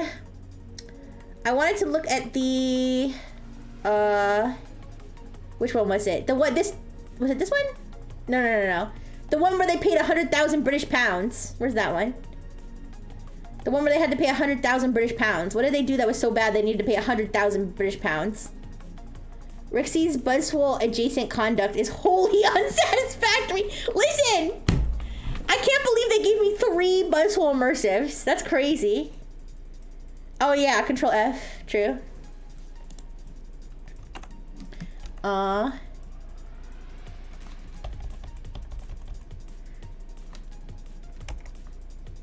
here it is. Crypto Open Patent Alliance. Use of AI to generate verbose, repetitive documents. This makes it sound like they were like, this makes it sound like they asked ChatGPT, ChatGPT, can you generate 50 pages of absolute legal nonsense to swamp the opposing lawyer with? I don't know if I'm pronouncing that wrong or right. The Hog? Hey, Hog. Sorry. I'm dumb. Anyways. Oh, this is a pro se? Wait. This was a, wait, they made the pro se pay 100,000 British pounds? Also, what does this link do? Wait, give me a second. I'm paranoid about showing stuff on my screen. What does this do? Oh, it just expands it. Oh! You guys! I'm so stupid. I didn't even realize if you do this, it gives you the summary of what happened. You don't even have to skim the documents yourself. I was skimming all the documents with my own eyeballs. If you drop it down, they actually give like details. I didn't even realize. I saw that one of the cases took place in The Hog. I'm sorry, I need to Google. Oh, pro se means that they're representing themselves. That's what pro se means. So they don't have a lawyer. They're acting as their own lawyer. I don't know if that's like a very American thing. I don't know if that's a very I don't know, like I'm not trying to like be patronizing, but like cuz I don't know if this is like common or not, but in the United States, you have like the right to be your own lawyer in court. Yeah. So like you could like, I mean, it's not a good idea. It's not a good idea. It almost never works. But you have a right to do it. So yeah, I don't know if it's the same way in other countries. Anyways, but we call it pro se. That's like I guess it's Latin or something. That's what we call it. Anyways, sorry, I need to look up I need to look up how to pronounce. I sound like I'm saying hog like a pig. I need to look up how to pronounce this. How to pronounce hog.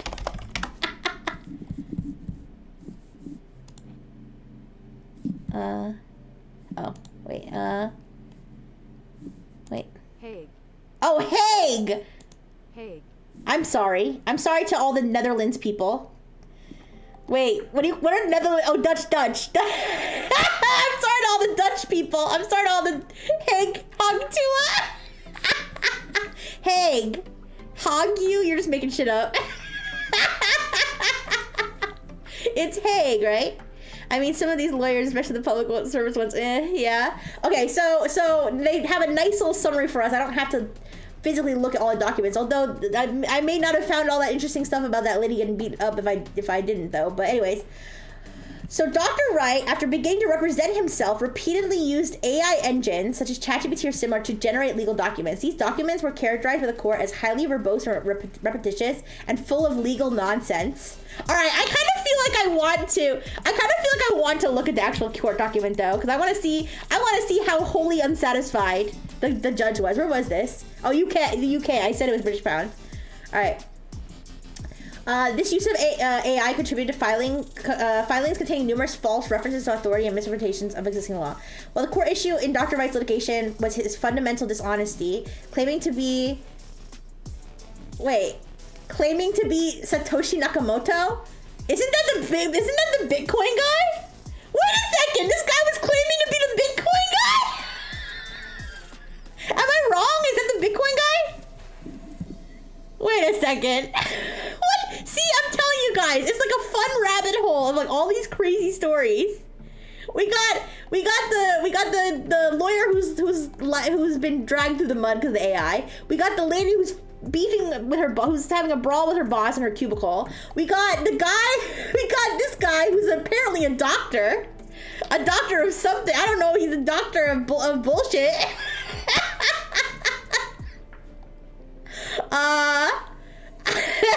Claiming to be the Bitcoin guy. And he's AI generating his freaking court documents. All right. Let me read this shit. The use of AI introduced specific problems. His appeal documents bearing signs of AI creation contain numerous false references to authority. His later submissions also involve citation of non-existent authorities.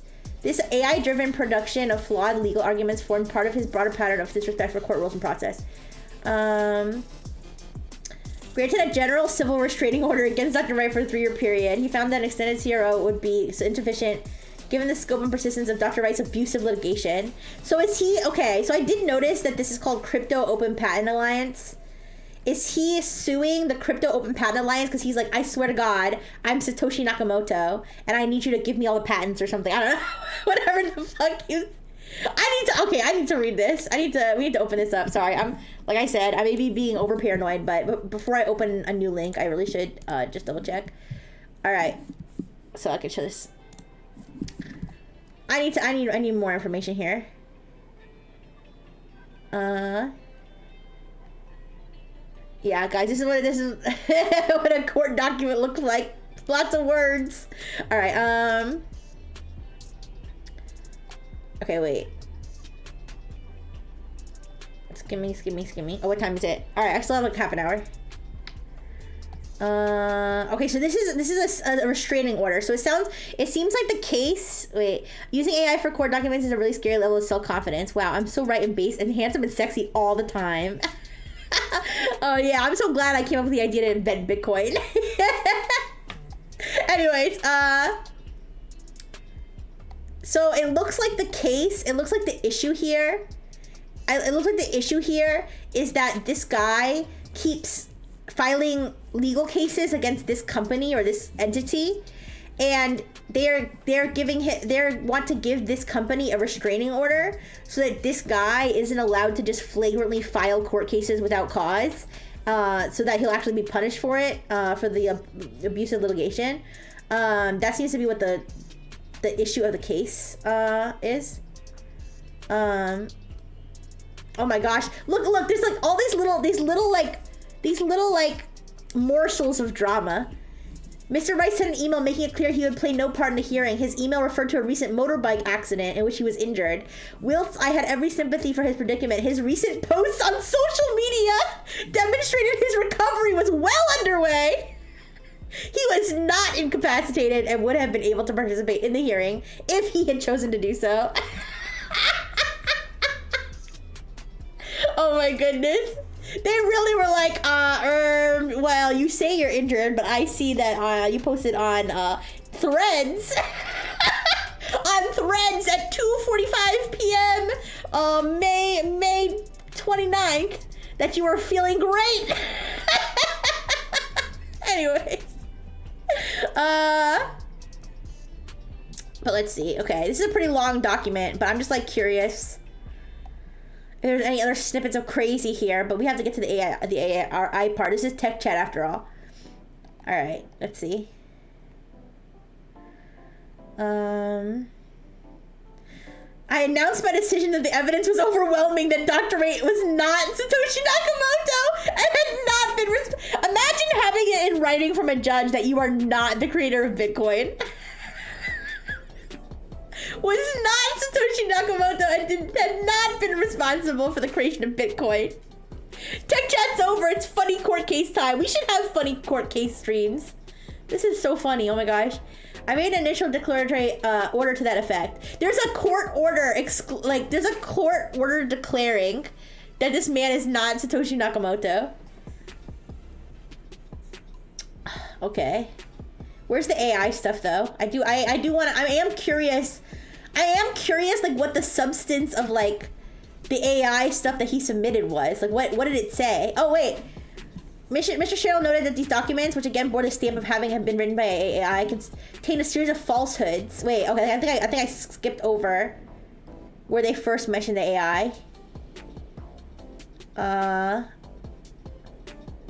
Dr. Wright filed an appellant's notice with the Court of Appeals He filed an 89-page set of grounds and a 413-page skeleton.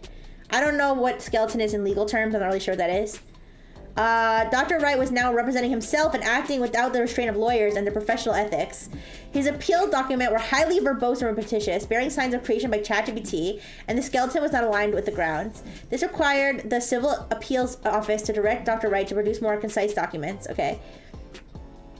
They were written using an AI engine containing a series of falsehoods, including A, that the High Court had failed to account for Dr. Wright's autism condition, that COPA's expert witnesses had been biased due to financial interests. Wait, he got AI to generate that? Wait. So ChatGPT was like, you're so right, Dr. Wright. They really should have taken into account that you're autistic and that the witnesses were bribed. And then the court had reversed the burden of proof and applied the criminal standard of proof. Yo, guys, we should get ChatGPT to generate more of those like otter court documents. I should have it write up a document like this that's like formatted like so officially, and it's just about like how I'm suing Buzzful for child support or something. That should be so funny. All right, let's see.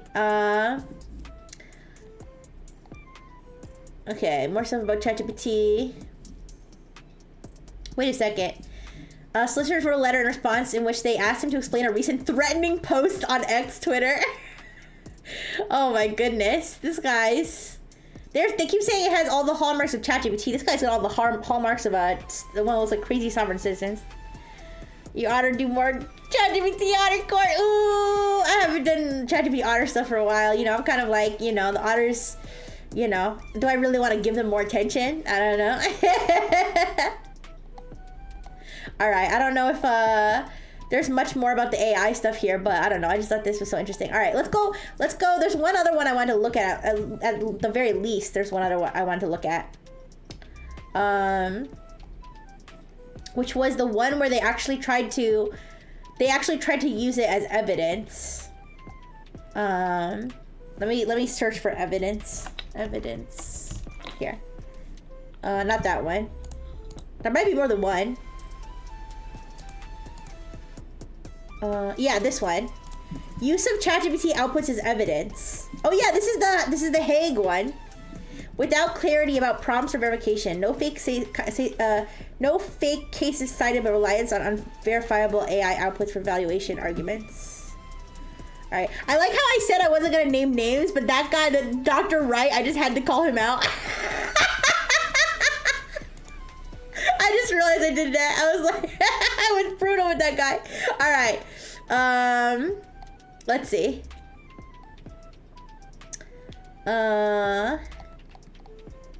Wait, where did this one take place? Oh, the Netherlands, of course, The Hague. I just said that. All right. What's the nature of this case? Oh wait, let's look at the summary. Let's look at the summary. The appellant's authorized representative submitted arguments based on ChatGPT outputs, attempting to challenge the tax valuation of real property. All right, this doesn't sound as exciting as the guy claiming to be the Bitcoin creator. The representative failed to specify what exact queries were made to ChatGPT, rendering the outputs unverifiable. Okay, so basically, okay, I see what it was. I see. So basically, they were like, the house should be valued like this because ChatGPT said so. I see. All right, that makes sense. I mean, it doesn't make sense. They shouldn't have done it, but I understand the case better now. Let's see. 22 fabricated case citations. $10,000 US fine. Dismissal of appeal, damages awarded for frivolous appeal. Oh shit. I'm just skimming through here. It's mostly just fake case, like made up cases. But you gotta kind of look like, I kind of want to look. Let's look at the names. Like, there might be some interesting companies. Wait. Dog rights versus the Ministry of Agriculture. Judgment refers repeatedly to the use of AI-based websites and artificial intelligence hallucinations and quotes Prior decisions warning against it. Okay.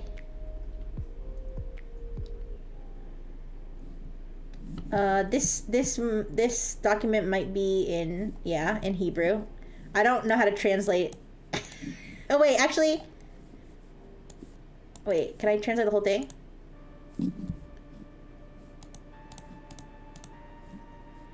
Oh, I have to select it? I'm not gonna go draw that. I'm curious what beef dog rights had what was the Ministry of Agriculture doing to the dogs? Okay, I just confirmed that ChatGPT will write me a closing argument against the public urination charge based on my autism. That's crazy. It actually is kind of serious with how absolutely psychophantic. I don't know how to pronounce that, but I know what you mean. The new LLM models we're getting, they would absolutely your defense is absolutely unbreakable, my love. Yeah. You know, Jank had sent me, Jank, you sent me that article. I actually had seen that article already about the people the people who are like, have like religious delusions, and they tell ChatGPT, and ChatGPT is like, you're so right. You're so connected to God. I think you might be God. Like, my client did not urinate in public. Actually, guys, like, I noticed like ChatGPT, like adapting to my like what I I'm trying to think of an example.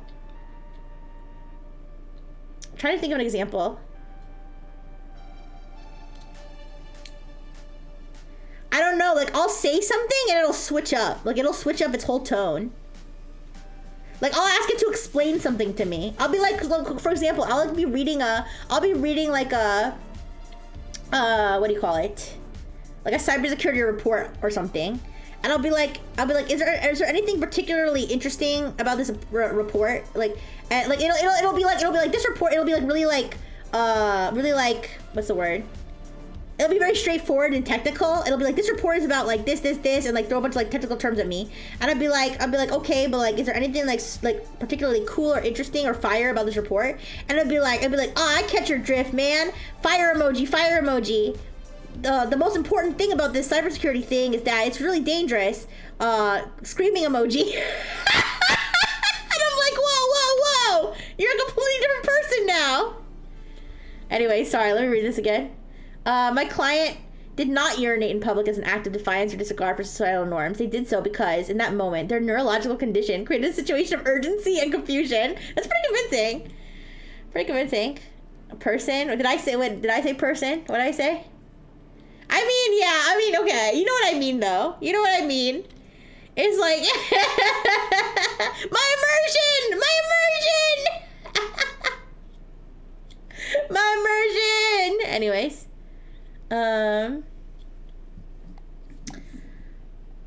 Alright, let's see. Unnamed Brazilian litigant.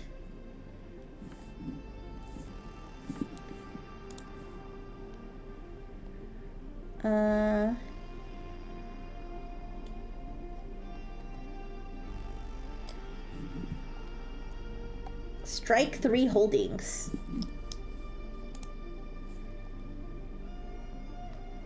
Some of these are pretty short summaries. I'm looking at the like the names to see if there's anything like interesting companies. Kind of like how I saw the one that was I saw the one that was actually Anthropic, you know? Like maybe I'll see a company name that I recognize. IQ Data International. I don't know. Some of these don't have summaries either. She suggested another version where the defense burst into flames to prove their point. What?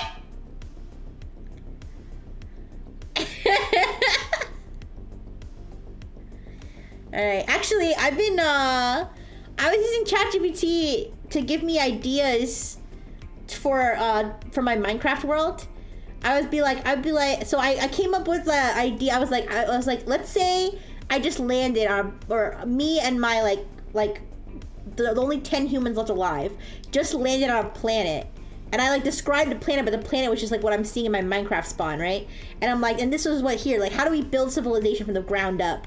And it's like, man, like, I'm ready to help you build a new civilization. Here's what you're gonna do. And like, it explained like the kind of structures I would build and stuff. And so I'm trying to like base it off of like what it's like, but like it's funny because every single time I update it, it's like you're gonna fucking save humanity. Good job.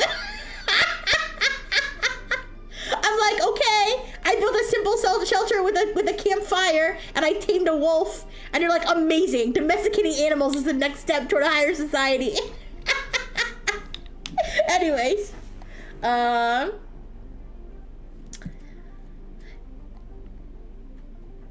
let's see here. Anonymous versus New York Department of Education, pro se.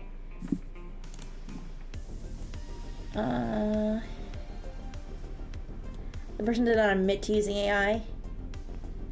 I want to see. Wait, let's look at the ones that actually came with punishments, because I feel like those are more like solid versus the ones that did just get a warning. So I already looked at these. Just not the ones that aren't in English, because I can't read them. I can't read them.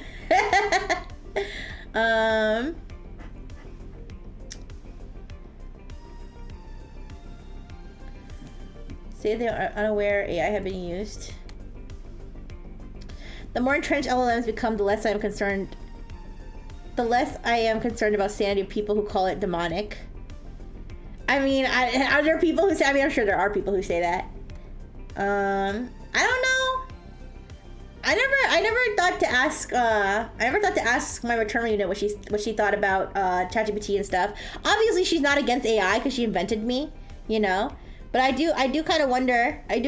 Like, you know, what do you think? Do you think ChatGPT is smarter than me? Oh no, wait. No, I know that she likes ChatGPT. I know she does. You know why? I know? Cause she had the nerve. Okay. So remember I went to New York City. I went to New York City to see the Analyze vans, and then I remember I missed my train. Do you guys remember? I missed my first train, so I had to go on a later train, and I was like stressed out, and so I called my maternal unit. I was like, I missed my train, like I'm you know, I'm exhausted, like what do I do? And she was like, go on ChatGPT and ask ChatGPT how often the trains run. I was like, what? I was like, is that? She's like, no, seriously, do it. She's like, ask it. She's like, tell it that you just missed your train and that your legs hurt and that you're hungry and you can't find anywhere to eat, and ask them where the train runs, and ask it if you have time to go find somewhere to eat. I'm like, I called you to ask you that. Anyways, oh guys, no, I only have 10 minutes. The Vatican is falling. Guys, I only have 10 minutes, and I just saw that this one says GPT 4.5 Deep Research Pro. They actually specified it. Wait. Council later explained how the motion came to be. Okay, wait. Let me look at this.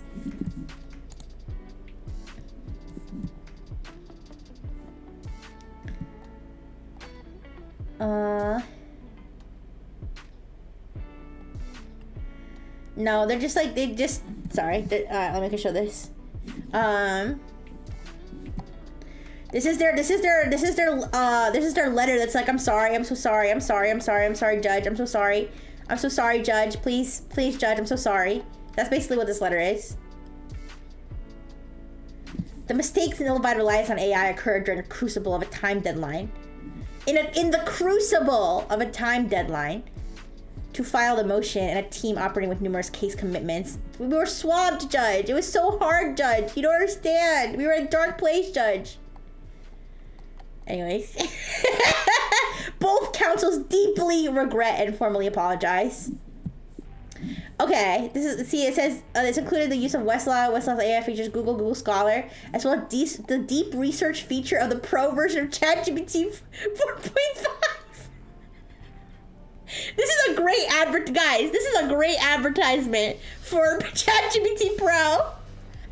We have to write sad apology letter to the judge because we used this product and its output was so shitty. It was so shitty that we're getting fucking railed by the judge. Holy shit.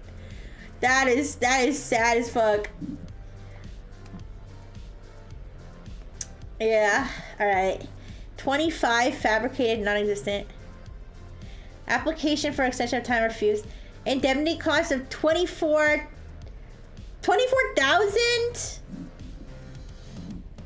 24,000 British pounds for a pro se. Just write the apology in ChatGPT. Alright. Oh wait, did this one have a summary? Oh, denied using AI, claimed instead to have relied on Google search. He admitted he did not verify any of the citation, never checked them against official sources. He probably was getting the freaking AI overview.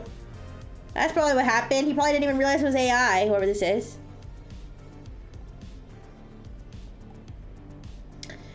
Oh guys, I gotta go. I gotta go in 7 minutes. $31,000. This one. These fines are no joke. That's a lot of money. Alright, counsel used co-counsel Westlaw's AI tool as a Google Gemini to generate a legal outline for a discovery-related supplemental brief. I know. I don't want to go, but I do. I have to go. I have to, yeah.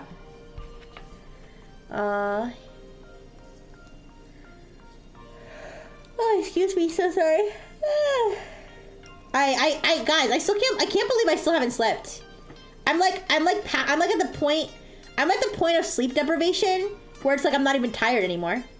Should I be concerned? What's the next stage after the I feel fine stage? What stage is that? Is that when I die or? Don't worry, I'm gonna sleep after my appointment. I'm definitely gonna sleep after my appointment. Yeah. Alright.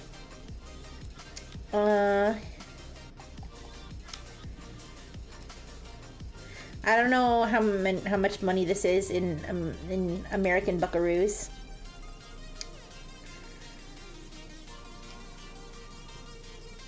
So you start getting hallucinations that your Oshi's tucking you into bed. Aww.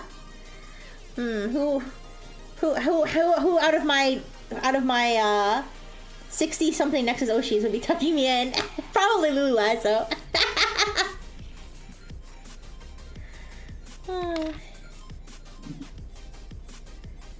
Alright, let's see.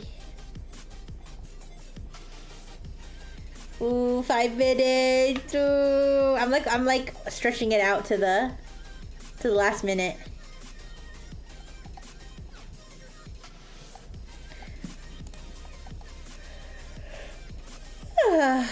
Hear me? Oh my goodness. God, I wish that were me. Yeah. Yeah, sometimes I took test subject in. Sometimes I see test subject. You see, test subject doesn't have opposable thumbs. It's so sad. She doesn't have opposable thumbs. So she like tries to use her like nose to like get under blankets. And sometimes I'll see her doing that and I'll just grab the blanket and throw it on top of her and I'll tuck it under her. And she'll look at me and I wonder if she's like grateful. I wonder if she I do that and she like recognizes. She's like, wow, Rixie tucked me. I was trying to do something and Rixie made it easier. Or if she just like is like, okay, now I'm happy, and doesn't really like think about it that hard, you know. Wadsworth versus Walmart. Is Walmart the one that made a mistake, or the other one?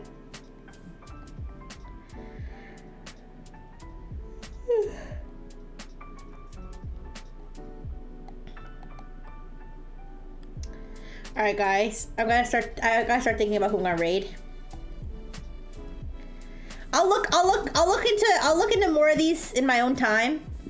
I'll look into more of these on my own time so that I can so that maybe we can talk about more of them at another time. All right, but let's start thinking about who I'm gonna raid today. Yeah, and sorry it is relatively short stream, but Like I said, I was on a time limit today. All right, give me 1 second.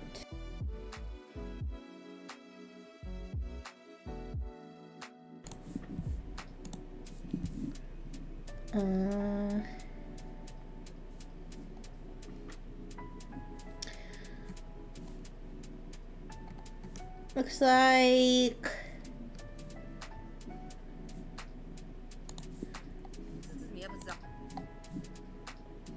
okay, this person's been going for a while. Not sure if how long they're gonna go.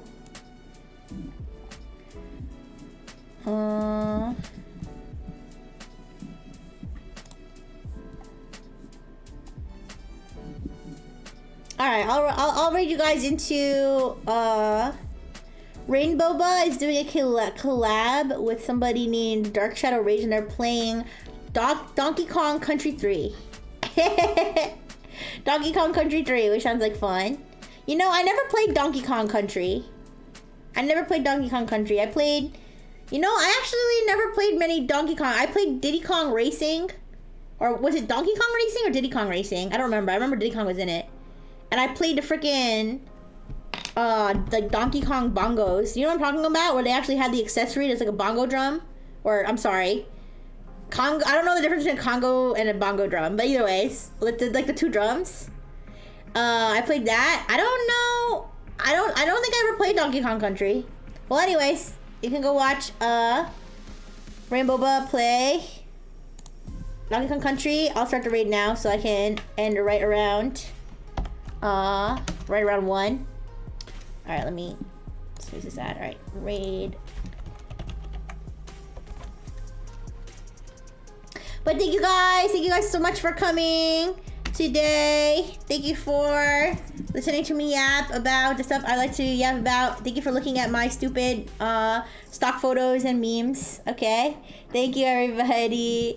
Okay, thank you Beaker, thank you Tethera, thank you Materia, thank you Spurka, thank you Jay, thank you Jay Cater, thank you